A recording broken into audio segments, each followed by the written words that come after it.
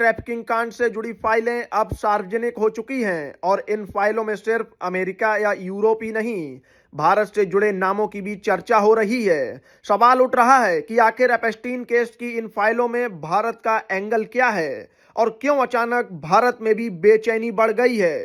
दरअसल 19 दिसंबर को अमेरिका के डिपार्टमेंट ऑफ जस्टिस ने जेफरी एपस्टीन केस से जुड़े करीब 3 लाख दस्तावेज पब्लिक कर दिए। इसका खुलासा करने वाली कोई और नहीं बल्कि एक नाबालिग थी। ये फाइलें कानूनी record, email, flight log, photo, video और गवाहियों से जुड़ी बताई जा रही हैं। जैसे ही ये दस्तावेज सामने आए तो पूरी दुनिया में भूचाल सा आ गया। इन फाइलों में दावा किया गया है कि एपस्टीन नेटवर्क से 250 से ज्यादा नाबालिग लड़कियों के यौन शोषण के मामले जुड़े थे। साथ ही 1200 से ज्यादा पीड़ितों और उनके परिवारों का जिक्र इन रिकॉर्ड में होने की बात सामने आई है। सबसे ज्यादा चौंकाने वाली बात यह है कि इन दस्तावेजों में दुनिया के कई बड़े और ताकतवर लोगों के नाम का उल्लेख बताया जा रहा है। रिपोर्ट्स के मुताबिक पूर्व अमेरिकी राष्ट्रपति बिल क्लिंटन, ब्रिटेन के Prince Andrew, pop star Michael Jackson, Hollywood अभिनेता क्रिस टकर, अरबपति बिल गेट्स और डोनाल्ड ट्रंप जैसे नाम फाइलों में संदर्भ के तौर पर दर्ज हैं। हालांकि इन नामों का आना किसी अपराध की कानूनी पुष्टि नहीं करता।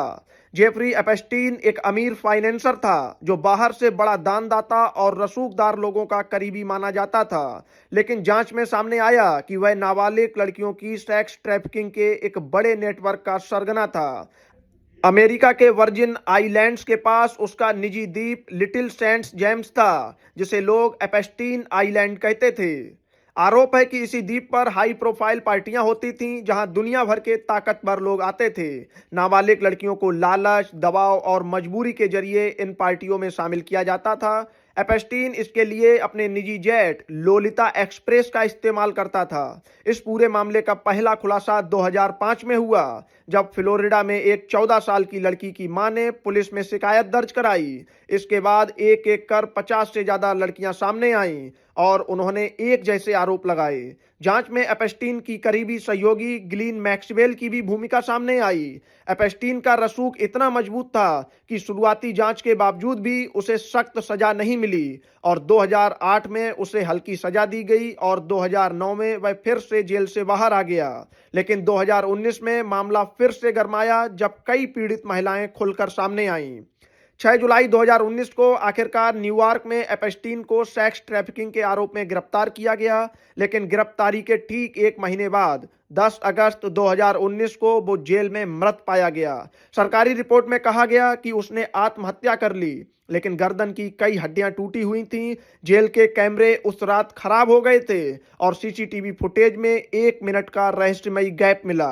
कई फॉरेंसिक एक्सपर्ट का मानना है कि यह आत्महत्या नहीं बल्कि गला घोटकर की गई हत्या हो सकती है।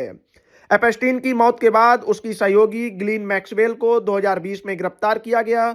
2021 में उसे नाबालिग लड़कियों की तस्करी और शोषण में दोषी ठहराया गया और 20 साल की सजा सुनाई गई। फिलहाल वो जेल में बंद है। अब एपस्टीन फाइल सार्वजनिक होने के बाद भारत में भी चर्चा तेज हो गई है। कुछ रिपोर्ट में दावा किया जा रहा है कि इन दस्तावेजों में भारत से जुड़े 4 नामों का उल्लेख है। हालांकि अब तक किसी भी भारतीय नाम पर कोई कानूनी आरोप या आपराधिक सबूत सामने नहीं आए हैं। विशेषज्ञों का कहना है कि एपस्टीन का नेटवर्क बेहद बड़ा था और कई लोग अलग अलग कारणों से उसके संपर्क में आए। ऐसे में किसी का नाम दस्तावेजों में होना अपराध का सबूत नहीं माना जा सकता। फिलहाल एपस्टीन केस की ये फाइलें पूरी दुनिया में सत्ता, रसूख और सिस्टम पर बड़े सवाल खड़े कर रही हैं। अब निगाहें इस पर टिकी हैं कि आने वाले दिनों में इन फाइलों में और क्या खुलासे होते हैं और क्या सच पूरी तरह सामने आ पाता है। Bureau report, Bharat update desk.